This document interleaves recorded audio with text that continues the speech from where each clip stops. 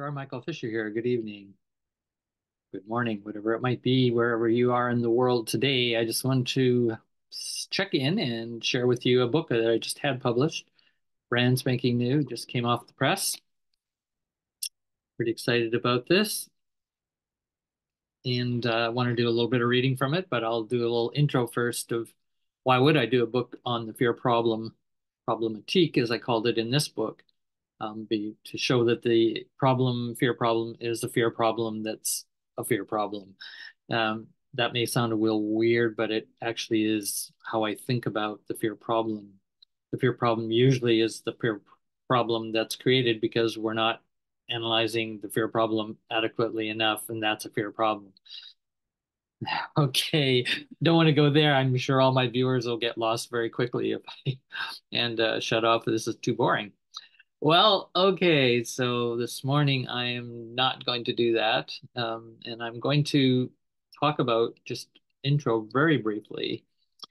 Um, I've been listening to podcasts, listening to little bits of news, which I don't listen to a lot. That's part of my diet control to not be too invested in the culture of fear media structures of this world and society.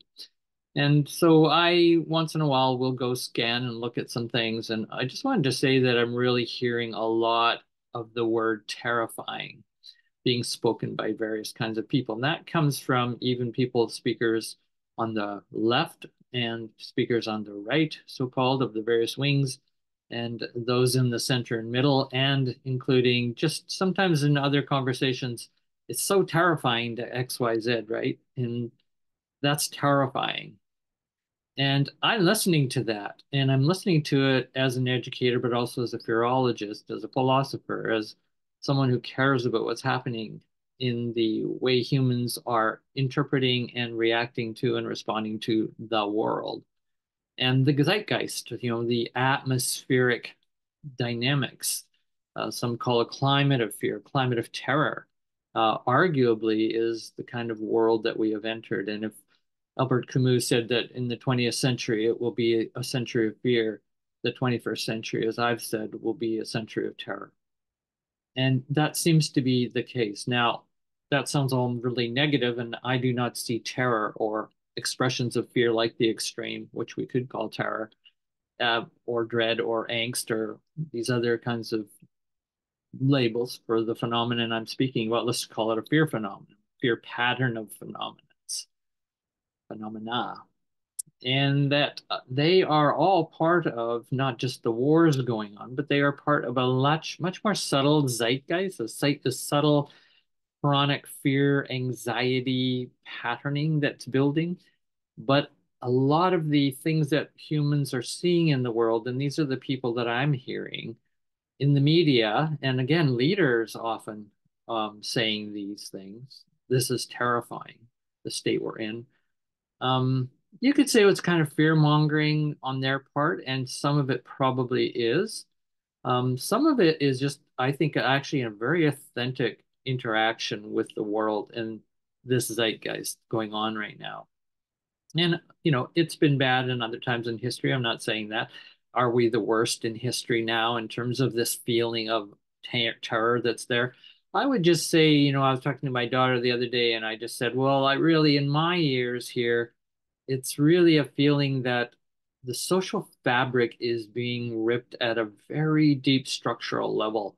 And that social fabric is a social trust. It's a kind of a social contract of engagement in that we are at least doing our best to attempt to keep a democratic society together, for one. Now, everyone does not believe that that democratic project um, can actually even happen, nor feels like we are even close to it. Others say, well, we're doing our best and it's not so bad, depending again where you live, where there is a democracy in terms of certain kinds of sharing of institutions and the protection of institutions to protect the common good of the people and the land and the environment. So this undermining feeling, and so now you're saying, what am I talking about? Well, some people are saying, well, there's kind of a totalitarianism, there's a fascism that is growing, and there is no doubt it is. And is it unique? Well, post COVID-19 and that pandemic that terrified the world, I'm not afraid to say that, and I don't think that's a bad thing to even say. And I don't think terror is a bad thing necessarily. That's kind of my point in my theorizing here. That these collective engagements of the COVID, of the financial situation, of the fascism, of the wars, the rising fascism, and so on, that these are deconstructing and creating this huge polarization. I won't go into all that on and on. I've talked about it in some other videos if you want to check out my YouTube channel. But that is what I'm responding to today. And I'm basically, here's my thesis as I read this book, which is on education and fear. It's educational philosophy per se, and fear and where we need to go in the future, where we haven't gone in the past in understanding educational philosophy development, critique, and its influence on curriculum and actual pedagogy and instruction on the most basic level, and obviously families and communities and how they operate and do a public pedagogy of their own kind, that we have failed, is my argument. Not, I don't want to say this cheaply, we've failed and, aren't we bad? No, no, no, I'm not saying that. I'm saying that we have been insufficiently prepared and collectively have not gotten together enough to unite around the notion of the increasing anxiety, fear, quote, then mental health problems, and all the other social, political, economic problems, spiritual problems, whatever you want to include in the problematique of a fear-based structuring that's deeply begins to distort this deeper terrifyingness that can start to distort and bring down our intelligence. At the same time, it has the possibility of bringing up our intelligence to actually handle and adapt to these complex systems that are very challenging now, putting us as a species and much of the other species on the planet right under the lens and weight of the gravitas of extinctions on massive scales, if not just a lot of migrations and a lot of deaths in the next while. And this is a fairly short while that I'm speaking about. Some don't agree that's happening, of course. Think that that's an exaggeration, and there's various denials of that kind of crises and mega cascading crises, the meta crises, some people call. So the challenge is, I'm basically saying, is that education has to listen.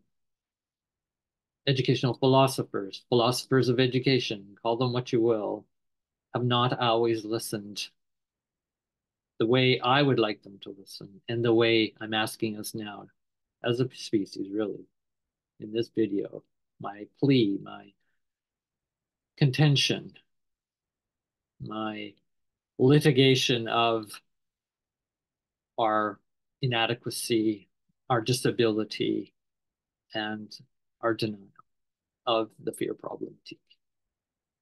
So if we, the good side, we could start paying attention to it much more carefully and analyzing it much more carefully from multiple and more complex perspectives, and not just continue polarizing and say you're causing all the fear, and this other polarity says you're causing all the fear and terror in the world, and we're going to basically try to stop you, you're going to try to stop us. And we got this huge enemy making process, which is fear-based, always has been fear at the core of enemy making, i.e., then moves extremes to terrorism and war making, which is a type of fear wars. Who can make who the most afraid so that you can control those who are supposedly more afraid than you are afraid of them. So fear wars is another term that I've used. So all of that intro aside, let's jump into the book, shall we? And you can see there's a certain serious tone to obviously what I'm sharing because of this expression that I'm hearing of it's so terrifying out there. So I'm going to start with the book. Let's me read the back just so that you get a feeling for how the book was described as I summarized it with the publisher. The author, myself, with over 3 decades of focused research on fear and fearlessness and 45 years of an emancipatory educator, argues that philosophy and philosophy of education have missed several great opportunities to help bring about theoretical and metaperspectival clarity, wisdom, compassion, and practical ways to the sphere of fear management education throughout history. Fear management education is not simple nor a luxury. It is complex. It's foundational to good curriculum, but it requires careful philosophical critique.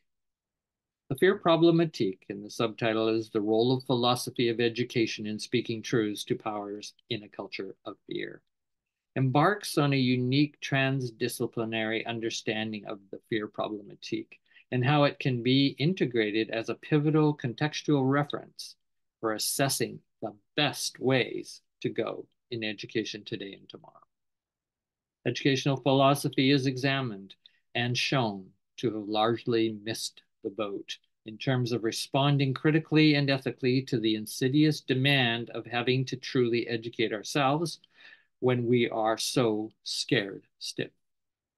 Such a state of growing chronic fear, and I'm just saying, people today, I'm hearing terrifying, this is terrifying, being repeated quite a lot. This growing chronic fear of morphing types of fear, fear no longer is so simply what we thought it was and think it is.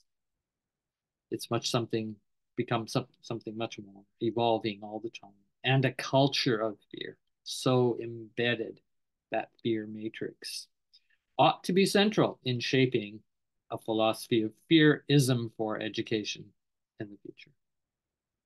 The fear problematique challenges all leaders, but especially philosophers and educators, to upgrade their own fear imaginaries and fear education for the 21st century, a century of terror likely to grow in the cascading global crises. I thought I would just, it's really hard to represent a book like this. And this book is, 20, 30 years of my thinking and work summarized in a pretty dense text. And for many, it's a coarse text. It's a heavy, serious reading book. It is not a popular, nice, light how-to or just a light summary type book. It is deeply researched and draws on many, many theorists in the references and lots of endnotes and a huge index that you can look up and research on. But I thought I would just have a little bit of pokes and prods into parts of the text that may just give you a few little flavors for what I kind of investigated, some of my biases in investigating. And so I thought I would just pull that out. So I'm going to just go to the index, interestingly enough. And I like making indexes. I made the index for this book. And I have the term philosophers. So a lot of citations on philosophers. And then at the bottom, I say, see also, and I name some philosophers that were drawn on in this book, in my thinking about fear in education and fearlessness, what I call the antidote to this fear project, this fear matrix that we were caught in as a species. So let me just read the list of there's quite a few of the see alsos, but it does give you an indication of where I am heading and have been heading for decades of philosophers that I pay attention to and educator philosopher types. I'll only give their last name. Sorry, just it'll take too long if I give the first names and last names. So apologize for that. You'll recognize some, you probably won't recognize others unless you're a specialist, educational philosopher yourself. Adorno, Applebaum, Aristotle, Becker, Berlioz, Camus, Shaw, Comte, Das, Deleuze, Derrida, Dewey, Emerson, English, Ettinger, Fisher, Foucault, Four Arrows, Freire, Gandhi, Gidley, Gillian, Girard, Green, Guattari, Habermas, Heidegger, Hickman, Hobbes, Hume, Iraggere, James, Kant, Keane, Kierkegaard, Kizel, Levinas, Lyotard, Machiavelli, Marx, Masumi, Mathan, Merleau-Ponty, Moreno, Negre, Nietzsche, Nussbaum, Olson, Peirce, Persig, Plato, Plotinus, Santayana, Sardello, Sartre, Seneca, Schopenhauer, Slattery, Smith, Solomon, Spinoza, Socrates, Steiner, Stengel, Stoics, Tillich, Trungpa, Suba, Watson, Walton, Watts, Wilbur, Williamson. Poke around into maybe a footnote here. I think I marked a footnote just kind of for fun. For fun. Well, I'll find it eventually. Chapter 6, Fearlessness as Educational Philosophy. So you can hear I'm actually saying fearlessness as educational philosophy. Fearlessness, not just some kind of behavior of a psychological, cognitive kind or anything. So I start the chapter with just a little section I'll read. Why focus on fear, not love? Oh, the seductions of the simple. How engaging it is for me every time I have a conversation with someone who hears me teaching about fear and wants instead to talk about love.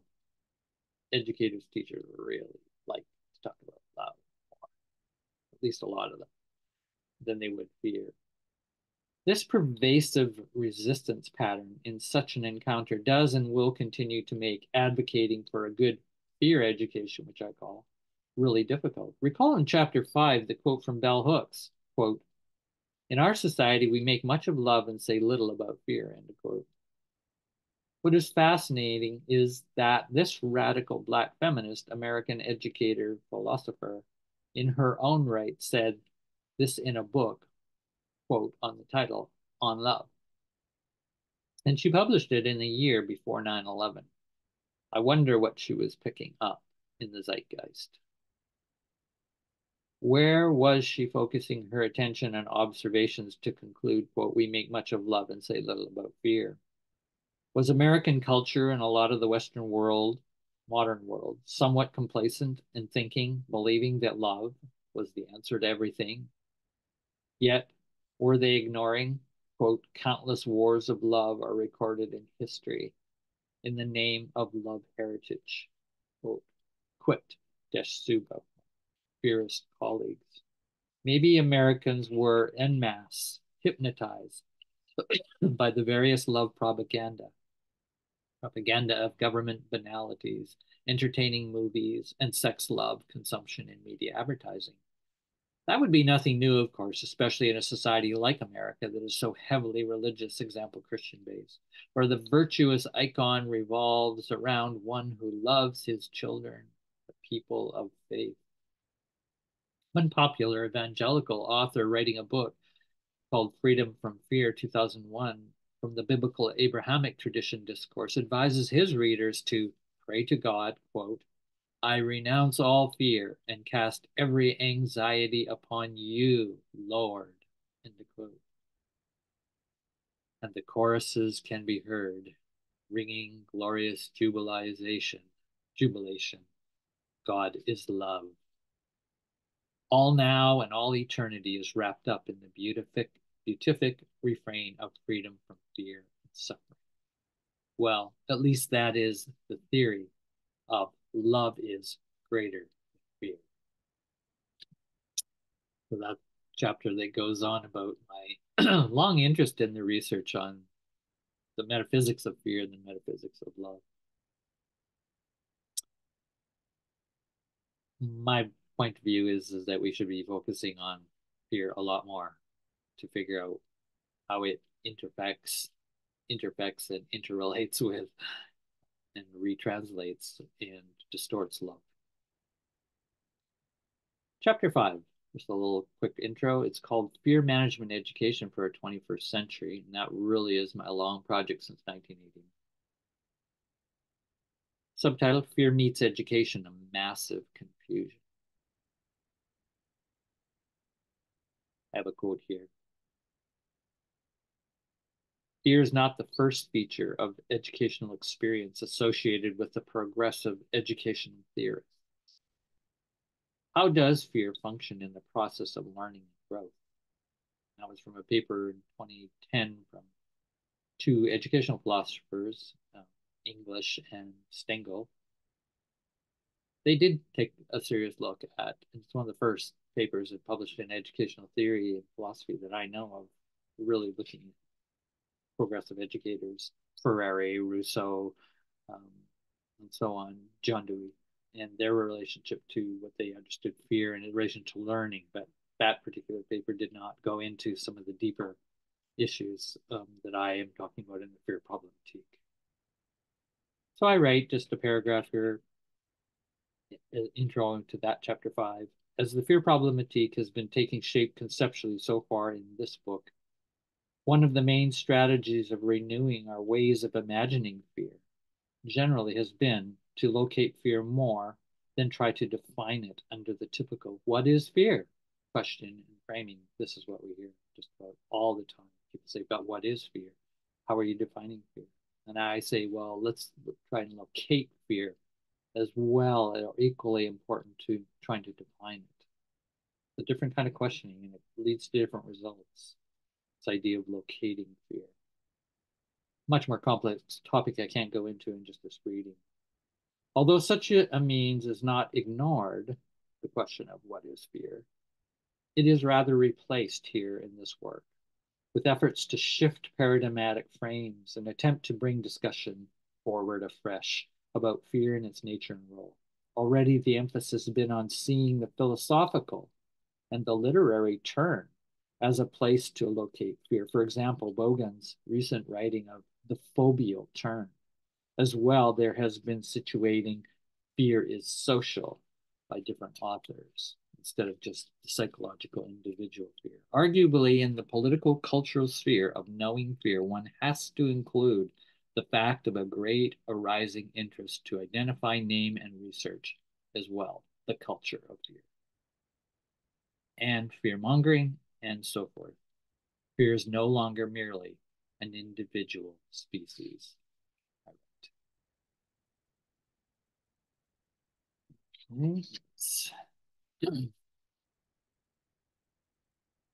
I'll just end with this last little bit of a reading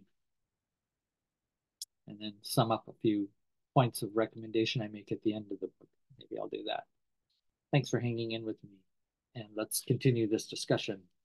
I would love to go further than just a reading, really have deep discussions about how are we going to deal with this terrifying feeling that's zipping through the zeitgeist of the peoples of this world.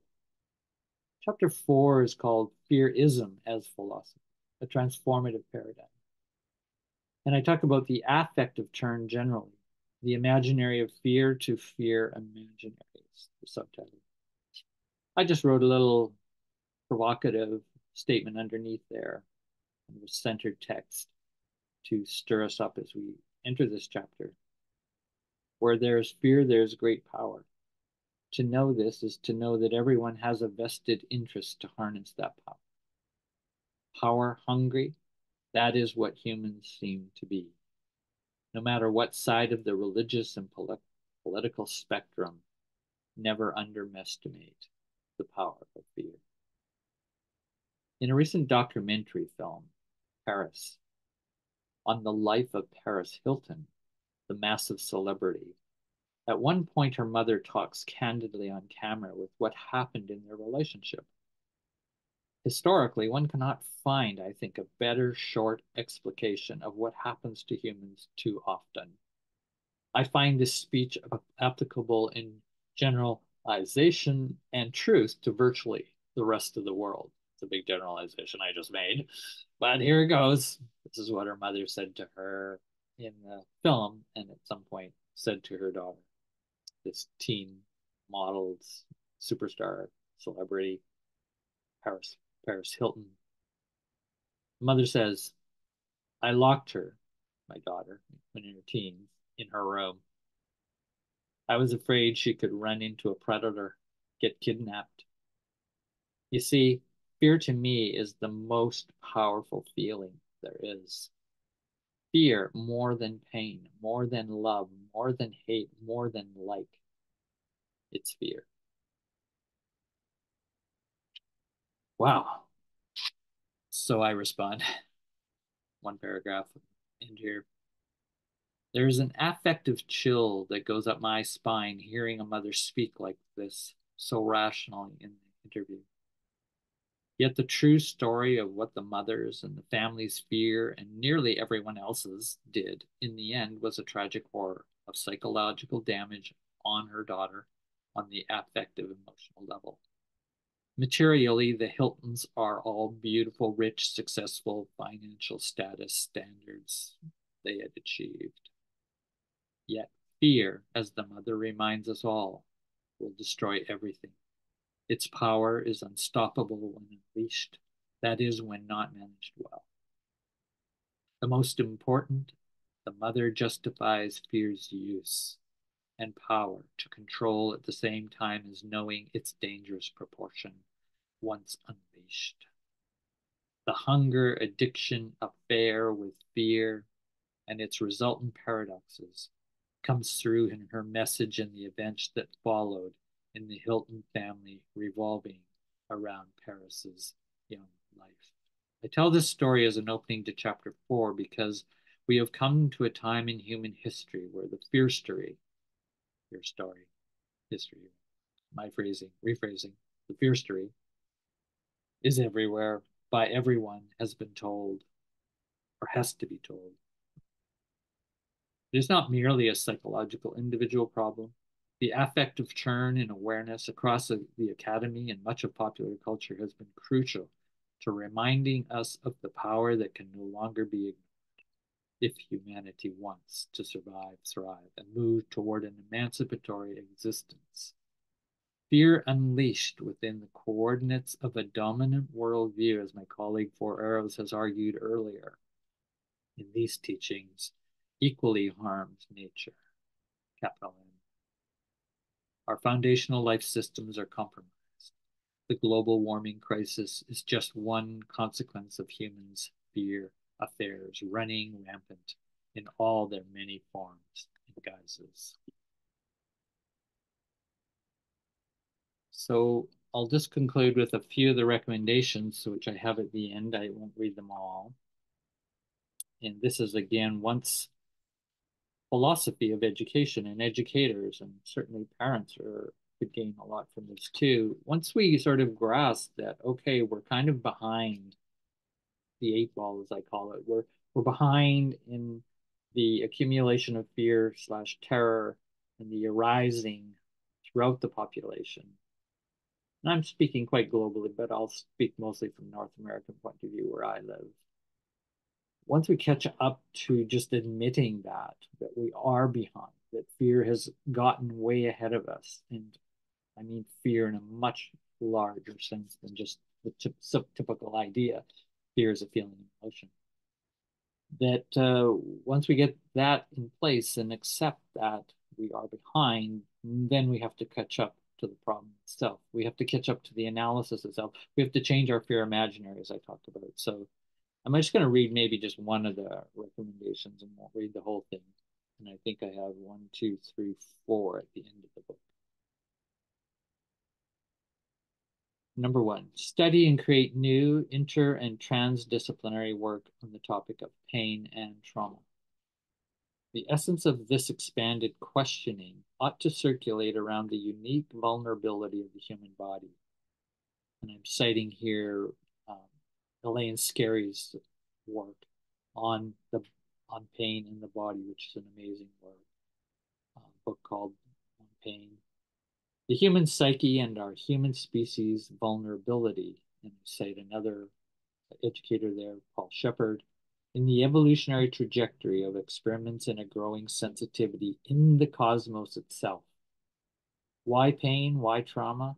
Is simply because my fear work tells me that is what really counts in impacting the quality of life when it comes to fear, understanding. And that is, quote, fear that is hurting. That's the fear of consequence.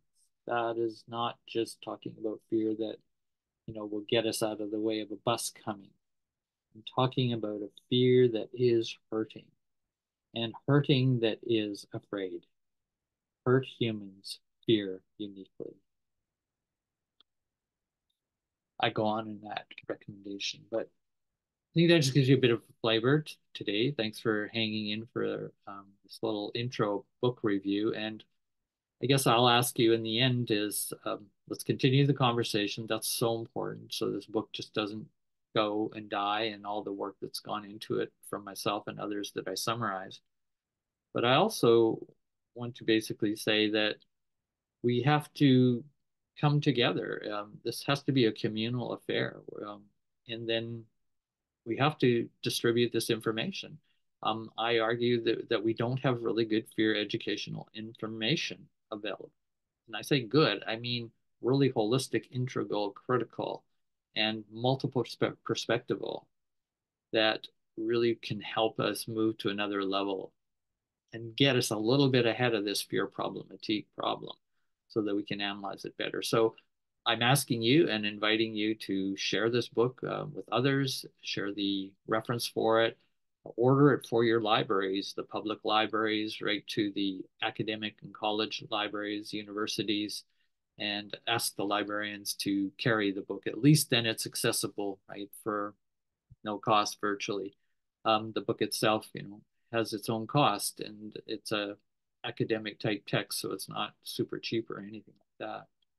But on the other hand, the most important part is really let's just take bits and parts of it and then have little groups that can study this. And I would be glad to facilitate those or help you set them up if you want. You can contact me. I'll leave my email on the bottom of this YouTube video. And let's continue on with this work. Thank you very much for listening today. Look forward to connecting with you.